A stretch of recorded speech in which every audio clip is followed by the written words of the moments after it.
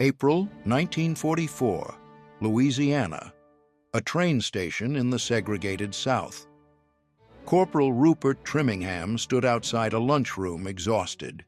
He'd just driven 180 miles through Louisiana and Texas as part of a Negro truck company, convoying supplies for the war effort. 26 months in the Army, thousands of miles traveled, and when he finally arrived at this station, hungry and tired, he was handed a single sandwich. He had to eat it standing outside behind the service club. Then he watched something that would change him forever. About 24 German prisoners of war walked into that same station. Enemy soldiers, men who'd fought against the United States, who'd been trained to destroy democracy. They walked right past Corporal Trimmingham. They entered the lunchroom. They sat at tables. They had their meals served to them. They talked. They smoked. They had, in Trimmingham's words, quite a swell time. And Corporal Rupert Trimmingham stood outside, looking in, an American soldier, in American uniform, denied entry to an American restaurant, while enemy combatants ate inside. If this sounds impossible, stay with me. Because what I'm about to show you in the next 30 minutes is one of the most disturbing contradictions in American history. You're going to learn how 425,000 German prisoners of war were treated better than black American citizens during World War II. You'll hear the exact words from Trimmingham's letter that sparked a national conversation. You'll discover how the U.S. government justified this hypocrisy. And you'll see how this moment helped ignite the civil rights movement that would transform America. This isn't just history. This is about how a nation can fight for freedom abroad while denying it at home, and how one soldier's letter exposed a contradiction so profound that even white soldiers from the Deep South wrote to defend him. If you want to understand how change really happens, hit that like button, because this story shows how truth, spoken clearly, can crack open even the hardest systems. Let me start by telling you who Rupert Trimmingham was. Born August 17, 1899, in Port of Spain, Trinidad. He emigrated to the United States in 1925, looking for opportunity. By 1942, at 43 years old, he enlisted in the U.S. Army Corps of Engineers. He became a corporal. He was stationed at Fort Huachuca, Arizona, and like hundreds of thousands of black Americans during World War II, he served his country while his country denied him basic dignity. That day at the Louisiana train station wasn't just a random incident, it was the visible edge of a massive system. A system where the United States held 425,000 German prisoners of war in approximately 700 camps across the country, primarily in southern and southwestern states, from 1942 to 1946. Let me give you the scale of this operation, because most people have no idea how extensive it was. 700 camps. That's not 7, not 70. 700 POW camps scattered across America. Some were massive facilities holding thousands of prisoners. Others were smaller branch camps attached to farms and factories. They were concentrated in the South and Southwest, places like Texas, Louisiana, Mississippi, Alabama, the same states where Jim Crow segregation was most brutal. These camps held 425,000 German prisoners. To put that in perspective, that's roughly the population of a major American city. All of them enemy combatants. All of them captured fighting against the United States. And all of them, under international law, had to be treated a specific way. Here's what most people don't know about those camps. Under the Geneva Convention, the United States was required to treat prisoners of war equal to U.S. soldiers, not better than equal to. That meant German POWs were paid American military wages, a minimum of 80 cents per day. Now, 80 cents doesn't sound like much today, but in 1943, that was real money. And it was the same rate paid to American soldiers. German POWs worked primarily on farms doing agricultural labor. The United States had a labor shortage during the war, with so many American men overseas fighting. So German prisoners filled that gap. They picked cotton. They harvested crops.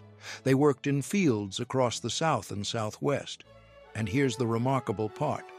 Some of them were allowed to work on the honor system, meaning they'd leave the camp in the morning, work on a farm all day, and return in the evening. No guards constantly watching them, just their word that they wouldn't escape. But the work wasn't the most striking thing. It was everything else. German POWs had access to beer and wine, entertainment programs. They put on plays, concerts, sporting events. They had educational opportunities, classes, libraries. The camps had canteens where they could buy cigarettes, candy, toiletries. Some camps had movie nights. The U.S. government wanted to demonstrate that America treated prisoners humanely, in stark contrast to how Nazi Germany treated Allied POWs. Think about that for a second. Enemy soldiers, men who'd worn the uniform of Nazi Germany on American soil, allowed to leave camps on the honor system, watching movies, drinking beer, taking classes. Meanwhile, Black American soldiers, the men fighting for the United States, faced a completely different reality.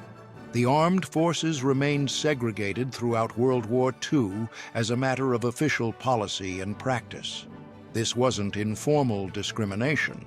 This was official United States military policy. Despite efforts by black leadership and the NAACP, despite pressure from civil rights organizations, despite the obvious contradiction of fighting fascism abroad while maintaining racism at home, segregation persisted. The Secretary of War, Newton D. Baker, stated it clearly and without shame. The War Department could not undertake at this time to settle the so-called race question. So-called race question, as if equality was a philosophical debate, not a human right. As if the humanity of Black Americans was up for discussion. Black soldiers were often relegated to non-combat service roles, supply units, transportation, labor battalions, quartermasters, the same essential work, absolutely critical to the war effort, but not the prestigious combat roles. Not the positions that earned medals and recognition. They drove trucks like Corporal Trimmingham did. They loaded ships. They built roads. They cooked food. They did the unglamorous work that made victory possible. And they were paid less. Despite promises of equal pay, despite regulations that said otherwise, black soldiers often received lower compensation than white counterparts. They had separate facilities, separate barracks, often older and more poorly maintained, separate mess halls with lower quality food, separate recreation areas with fewer resources. And in the South, where many of them were stationed or traveled through, they faced Jim Crow laws that restricted their movement, their access to public spaces, their basic human dignity. A black soldier in uniform couldn't ride in the front of a bus in Alabama, couldn't eat at a lunch counter in Mississippi, couldn't stay at most hotels, couldn't use certain bathrooms or water fountains. The uniform meant nothing. The service meant nothing. The willingness to die for their country meant nothing. Skin color trumped everything. Drop a comment right now if you've ever heard this part of World War II history taught in school, because this is the context most history classes skip over. We learn about D-Day and Pearl Harbor and the Holocaust. We should learn those things. But we rarely learn about the fact that the United States military, fighting against Nazi racial ideology, maintained its own system of racial oppression. Here's the contrast that Corporal Trimmingham saw with his own eyes. German POWs could enter restaurants that black soldiers could not. Jim Crow laws in the South prohibited black Americans from eating in white establishments. But those same laws didn't apply to white German prisoners. So, enemy combatants could sit down for a meal in Louisiana, Mississippi, Texas, while the black soldiers guarding them had to stand outside. German POWs had access to entertainment, education, better food than many black soldiers received. They were paid the same wages as U.S. soldiers, 80 cents per day. They worked on farms with relative freedom. Some were allowed to move about on the honor system, trusted not to escape. Black soldiers guarding them couldn't even sit at the same lunch counter. The U.S. government's justification? They argued that Geneva Convention compliance would ensure good treatment of American POWs held in Germany. They were protecting American soldiers abroad by treating German soldiers well at home.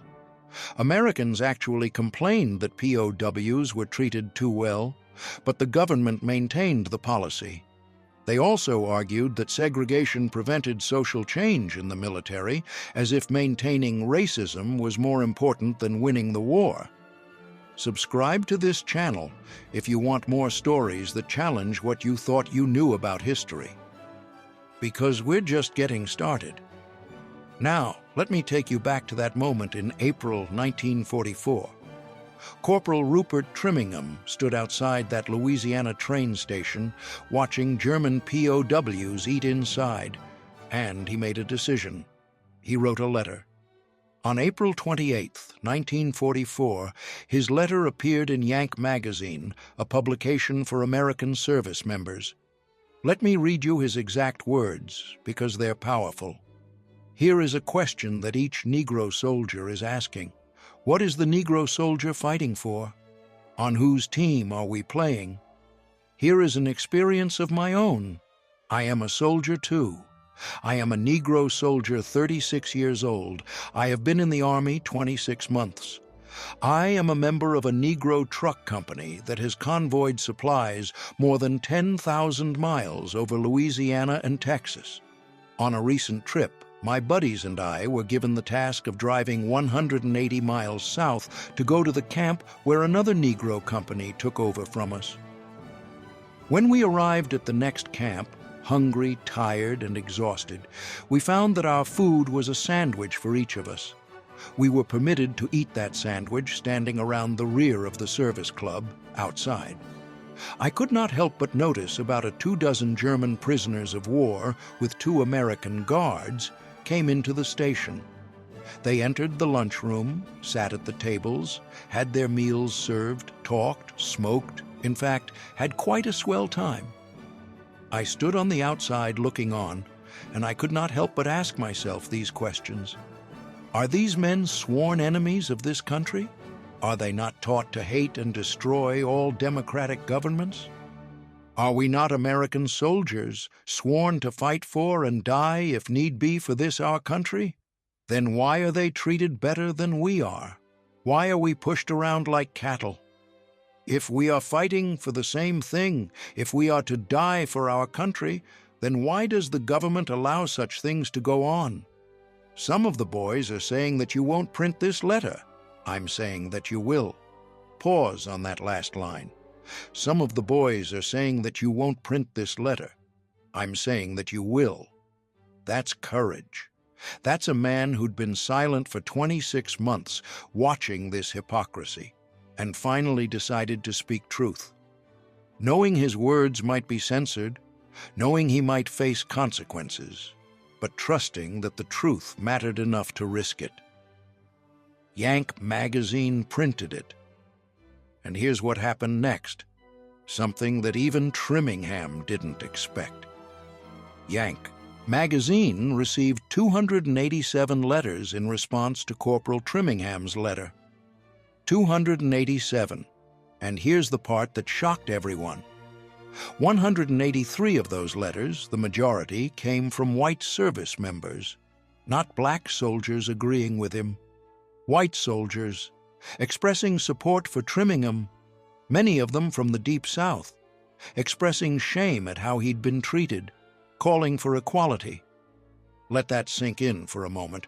White soldiers from Mississippi, Alabama, Louisiana, the heart of Jim Crow territory, reading Trimmingham's letter and saying, "This is wrong, this man is right. We should be ashamed." Hit the notification bell if this is surprising you, because the response gets even more powerful. Trimmingham wrote a second letter on July 28, 1944, just 3 months later, acknowledging the overwhelming response. He thanked the soldiers who'd written. He expressed hope. Not naive hope, but the kind of hope that comes from realizing you're not alone, that truth can reach people, that change might be possible. But Trimmingham's experience wasn't isolated. It was part of a massive systemic problem. Judge William Hastie served as civilian aide for race relations at the War Department during World War II. He received thousands of letters detailing the bad treatment of African American troops. Thousands. One soldier described Camp Livingston, Louisiana, as a hellhole, writing, "Brother, if you're colored, you don't stand a chance down here." Another African American soldier wrote directly, "Even German prisoners of war have more opportunities than us." Here's another documented incident. Near St. Louis, a white lieutenant ordered black GIs seated in the front of a railroad car to give their seats to 15 Italian prisoners of war being transported by rail. Think about that scene. Black American soldiers in uniform ordered to stand so that enemy Italian POWs could sit down. The message was clear. Enemy combatants ranked higher than black Americans. Being white, even if you were the enemy, gave you more privilege than being black and American. Let me give you another example that brings this home. At Camp Livingston in Louisiana, one of the largest training facilities in the United States during World War II, black soldiers described conditions as hellish. One soldier wrote in a letter, "Brother, if you're colored, you don't stand a chance down here." Camp Livingston trained hundreds of thousands of soldiers for combat. It also held German POWs, and the contrast was stark and daily. Black soldiers at Camp Livingston lived in segregated barracks. They ate in segregated mess halls. They used segregated facilities. When they left base, they encountered Jim Crow laws in the surrounding Louisiana towns. They couldn't enter most restaurants, couldn't stay at hotels, were restricted to specific areas of movie theaters, usually the balcony. Had to use colored-only water fountains and bathrooms. Meanwhile, German POWs at the same camp or at nearby POW facilities were treated according to Geneva Convention standards. They worked during the day, often with minimal supervision. They had recreational time. They received the same rations as American soldiers, in some cases better food than black soldiers received. And when local farmers or business owners needed labor, they could request POW workers. Those prisoners would leave camp, work alongside civilians, and return. A black soldier couldn't eat at the lunch counter downtown. A German prisoner could work at the farm that supplied that lunch counter. This wasn't a few isolated incidents. This was the system working exactly as designed. It was systematic, it was intentional, it was policy. Now, here's the historical context you need to understand why this happened. During World War II, the African American community organized what they called the Double V campaign: victory over enemies abroad and victory over racism at home. 2 victories, 2 fronts in the same war. Because black Americans understood something fundamental. Fighting fascism in Europe while tolerating racism in America was a profound contradiction.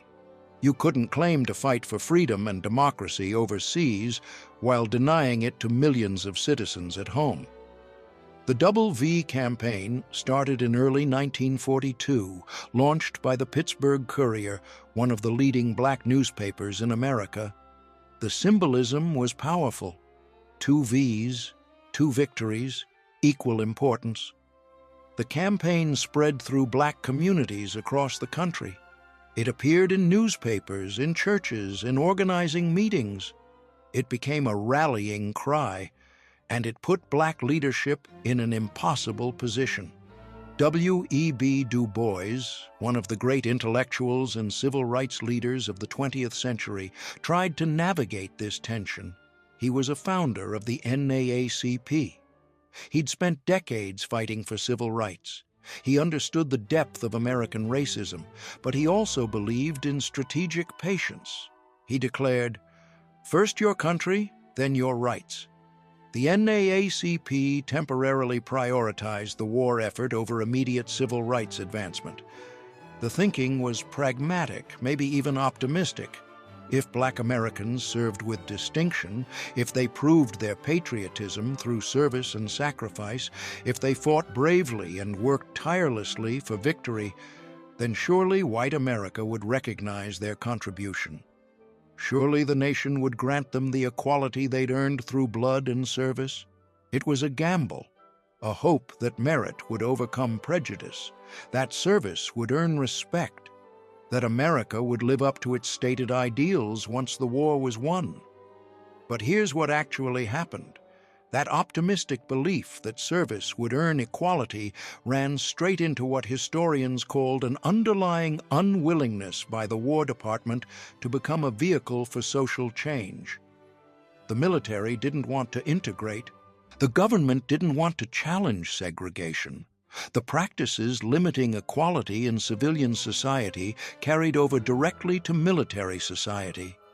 Black soldiers served, they fought, they drove supply trucks 10,000 miles through hostile territory, like Corporal Trimmingham did. They guarded enemy prisoners, they loaded ammunition, they built runways and bridges, they did everything asked of them, everything. And the government rewarded them with segregation, discrimination, and denial of basic dignity. The German POWs could walk into that Louisiana lunchroom. Corporal Trimmingham could not. I've linked some additional resources on this topic in the description, including references to the original Yank magazine letters and scholarly articles about POW treatment during World War II. Check those out after this video. Now let me tell you about the cultural impact of Trimmingham's letter, because it reached far beyond those 287 responses. Just 6 weeks after Trimmingham's letter appeared in Yank magazine, Robert E. McLaughlin wrote a short story inspired by it, published in The New Yorker on June 14, 1944. Think about that timeline. April 28th, letter published. June 14th, major literary magazine publishes a story about it. That's how fast this story resonated with the American public. In 1945, Ruth Moore wrote a play based on the incident. In 1999, Showtime produced a film that featured the Trimmingham story. PBS American Experience included it in their documentary programming. This one letter, this one moment of truth-telling, became one of the most famous documented instances of Jim Crow hypocrisy during World War II. Why? Because it was undeniable. It was specific. It had names, dates, locations. Trimmingham didn't make vague claims about unfairness. He described exactly what he saw. 24 German prisoners of war, 1 Louisiana train station, tables inside, sandwich outside. The contrast was so stark, so visual, so obviously wrong that even people invested in maintaining segregation had to acknowledge it. And that public response, those 183 letters from white soldiers, proved something crucial. It showed that awareness and opposition to segregation existed even among white Americans in the 1940s, even in the South. Not universal opposition, not enough to immediately change the system, but enough to show that Trimmingham's truth had reached people, had changed minds, had created the possibility of change. Let me read you what some of those white soldiers wrote, because their words matter. One white soldier from Georgia wrote that he was ashamed of how Trimmingham had been treated. He said that any man willing to wear the uniform and serve his country deserved to be treated with dignity, regardless of color. This from a man raised in the heart of the segregated South, writing to a national magazine to say, "This is wrong." Another soldier pointed out the obvious hypocrisy. "We are fighting against Hitler's master race ideology," he wrote, "while practicing our own version of racial supremacy at home. How can we claim moral authority over Nazi Germany when we treat our own citizens this way?" A soldier from Mississippi, wrote that he'd never thought much about segregation before, had just accepted it as the way things were. But reading Trimmingham's letter forced him to confront the contradiction. He couldn't unsee it anymore. These weren't civil rights activists. These weren't progressive intellectuals. These were regular soldiers, many of them from conservative backgrounds, from segregated communities, from families that had never questioned Jim Crow. And Trimmingham's simple, clear description of what he'd experienced reached them. The truth was so obvious, the contradiction so stark, that they couldn't deny it. Here's what's important to understand about historical change. It doesn't happen all at once. It happens in moments like this. One person speaks truth, others recognize that truth. The contradiction becomes undeniable. Pressure builds, and eventually the system cracks. For the armed forces, that crack came on July 26, 1948. President Harry Truman signed Executive Order 9981, ordering the integration of the armed forces. 4 years after Trimmingham's letter, 4 years of pressure, organizing, advocacy, and undeniable evidence that segregation weakened the military and betrayed American values. Did Trimmingham's letter single-handedly integrate the military? No. But it was part of a growing body of evidence, a growing movement, a growing recognition that the contradiction was unsustainable. Now, let me address something the research couldn't fully answer, and I want to be honest about this. The original question that sparked this research asked about moments of mutual respect between African American guards and German prisoners. The research couldn't find specific documented examples of those interactions. Here's why that matters and what we can learn from it. First, the Rupert Trimmingham case wasn't about a guard-prisoner relationship. He was a truck driver who encountered POWs at a public train station. This shows that the hypocrisy of segregation extended beyond guard and prisoner interactions. It affected all black soldiers in all contexts across the United States. Second, the absence of documented guard testimonies tells us something important about whose stories get preserved in history. We have extensive records of POW camp operations. We have Geneva Convention documentation. We have government justifications for policies. But we don't have easily accessible first-hand accounts from the African American soldiers who guarded those camps, who navigated the daily contradiction of protecting enemy soldiers who had more privileges than they did. That's not an accident. That's a reflection of whose perspectives were considered important enough to document and preserve. What we do have is the broader pattern. We know that hundreds of thousands of black soldiers served during World War II. We know that many were assigned to guard duty, transportation, supply roles. We know that they faced systematic discrimination. We know that German POWs were treated in accordance with the Geneva Convention, which meant equal to U.S. soldiers. And we know that black soldiers were treated as second-class citizens. The logic is inescapable. Black guards were overseeing prisoners who could go places the guards themselves could not go, who ate in restaurants the guards were denied entry to, who were trusted to work on farms while the guards themselves faced suspicion and restriction. How did they navigate that contradiction? We can infer from letters like Trimmingham's, with frustration, with anger, with the profound question he asked, What is the Negro soldier fighting for? On whose team are we playing? Share this video if you think these stories need to be told, because the gaps in the historical record matter as much as what's preserved. Now, let's talk about what this history teaches us today. First, systems of oppression rely on contradiction. They rely on people not noticing or not caring or not speaking up about the obvious injustice right in front of them. Corporal Trimmingham broke that silence. He pointed directly at the contradiction and asked, "Why?" That simple act of naming the truth was revolutionary. Second, change requires documentation. Trimmingham didn't just feel angry. He wrote it down. He sent it to a magazine. He created a record. That record became evidence. Evidence became public awareness. Public awareness became pressure. Pressure became change. If he'd just complained to his buddies and let it go, we wouldn't know his name today. Third, allies matter. Those 183 white soldiers who wrote in support of Trimmingham mattered. They proved that the issue wasn't just important to black soldiers. They showed that white Americans could recognize injustice and oppose it. That coalition building was essential to eventually integrating the military. Fourth, institutional change is slow but possible. 4 years from Trimmingham's letter to Executive Order 9981, 4 years of continued organizing, continued pressure, continued exposure of the contradiction. The system didn't change because it wanted to.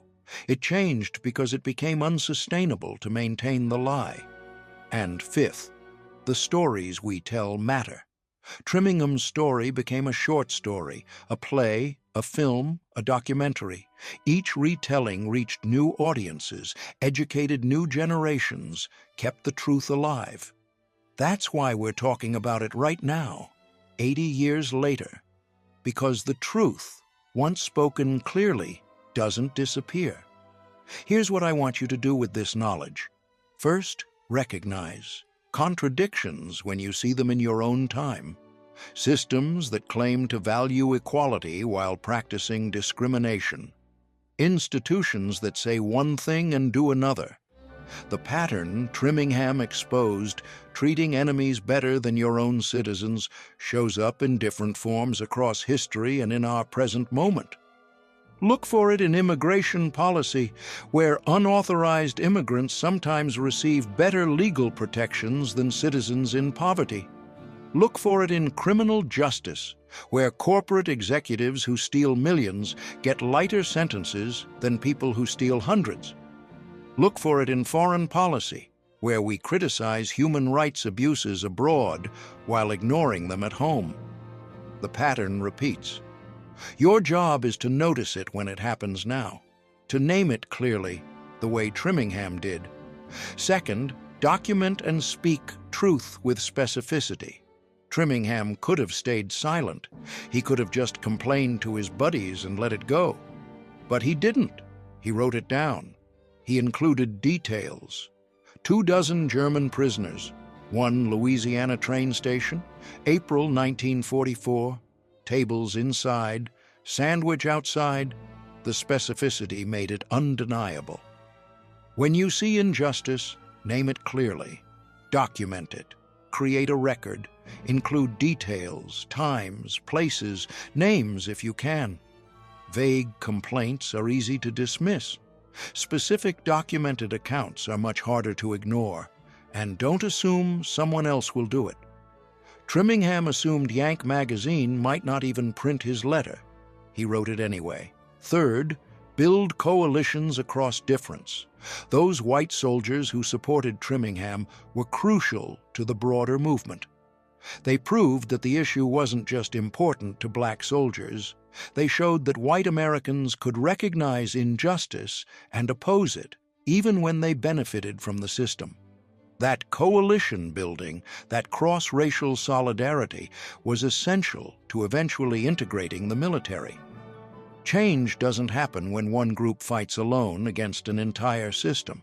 It happens when people across differences recognize truth and act together. When soldiers from Georgia and Mississippi write letters defending a black corporal from Trinidad, when enough people say, "This is wrong, and I'm willing to stand with those demanding change." Fourth, be patient with the pace of change, but relentless in pushing for it. 4 years from Trimmingham's letter to Executive Order 9981. 4 years.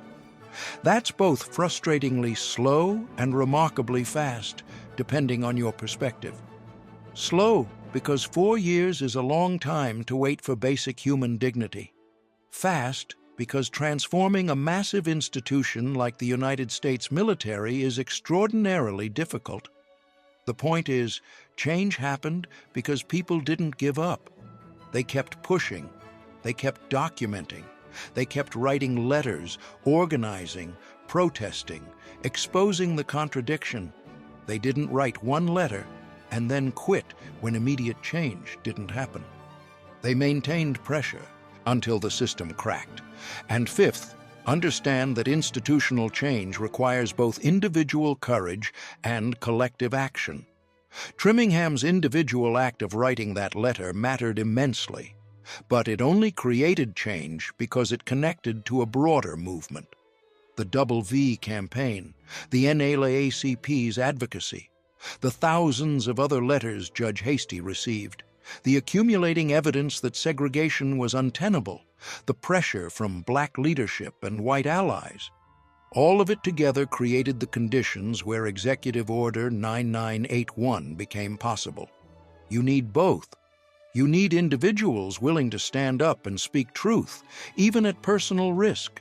And you need movements, organizations, coalitions that can sustain pressure over time. Neither works without the other. Here's what I want you to do with this knowledge. First, recognize contradictions when you see them in your own time. Systems that claim to value equality while practicing discrimination. Institutions that say one thing and do another. The pattern Trimmingham exposed, treating enemies better than your own citizens, shows up in different forms across history. Your job is to notice it when it happens now. Second, document and speak truth. Trimmingham could have stayed silent. He didn't. His letter mattered because it was specific, detailed, undeniable. When you see injustice, name it clearly. Create a record. Don't assume someone else will do it. Third, build coalitions. Those white soldiers who supported Trimmingham were crucial. Change doesn't happen when one group fights alone. It happens when people across differences recognize truth and act together. And fourth, be patient with the pace of change, but relentless in pushing for it. 4 years from letter to integration order. That's both frustratingly slow and remarkably fast, depending on your perspective. The point is, change happened because people didn't give up. They kept pushing, they kept documenting, they kept exposing the contradiction until the system cracked. Subscribe to this channel and hit the bell so you don't miss the next video, where I'm going to explore another moment in history that challenged the status quo and changed everything. The story of how one person's courage became a movement, how truth, spoken clearly, can transform a nation. Corporal Rupert Trimmingham died on May 9, 1985, in Ann Arbor, Michigan. He lived to see the integrated military he helped create. He lived to see the civil rights movement. He lived to see progress that would have seemed impossible when he stood outside that Louisiana train station in 1944. His question still echoes. What is the Negro soldier fighting for? On whose team are we playing? He answered it with his life, by serving despite the injustice, by speaking truth despite the risk, by believing that his words mattered enough to write them down and send them out into the world. And he was right. His letter mattered. It still matters today. I'll see you in the next one.